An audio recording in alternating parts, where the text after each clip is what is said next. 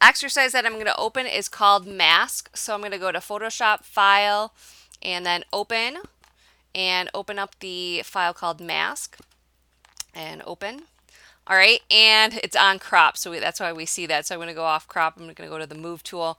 And over here in the layers, I just wanted to show you that there is a layer called background. So this is what this layer looks like. And then we have another layer that is just some clouds, okay? So what we're going to do is apply what's called a mask. And think about it like a mask for a costume. You want to hide your face, but then you can still see the eyes through the mask. Okay, so think about that. We're going to show some things and hide some things.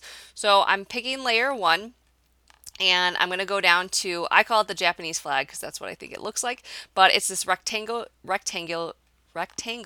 with a circle in it. And when I select that, notice that we get this white window here, and that's saying that everything is showing right now.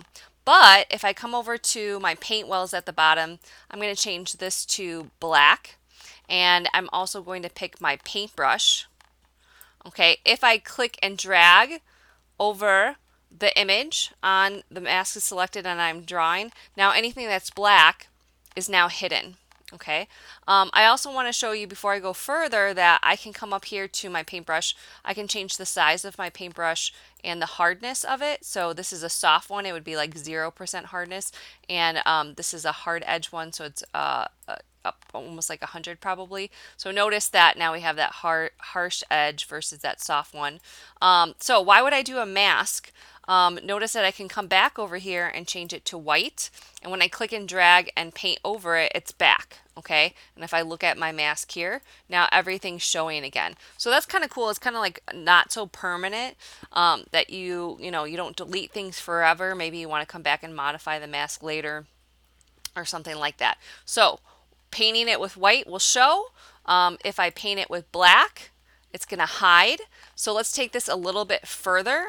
I'm actually going to use what's called the gradient tool right here, gradient tool, and I want to make sure that it's set to black to white. And there's some different kinds of gradients. So I'm just going to do from black to white, but you could do like radial, and there's like all different kinds of gradients here. And if I click and drag, I can actually change how the image kind of plays around with the one beneath by putting a gradient on it. So I'm going to actually click in the middle and click and drag up. And that's kind of nice. And you can see that when I'm clicking and dragging, I'm creating a different gradient here. And I kind of like this. Like we still see some of the clouds in the sky, but now we're starting to see it's like almost like it's sunset. But then I might come back to my paintbrush, and I have it set on black, and I'm going to paint a little bit so we don't have this harsh edge here. Now I'm going to show you a little shortcut on my keyboard. I'm going to use the left curly bracket, and notice that it's getting smaller. If I hit the right curly bracket, it gets a little bit bigger.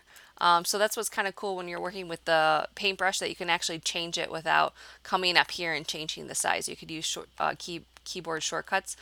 So notice that it is kind of a harsh edge.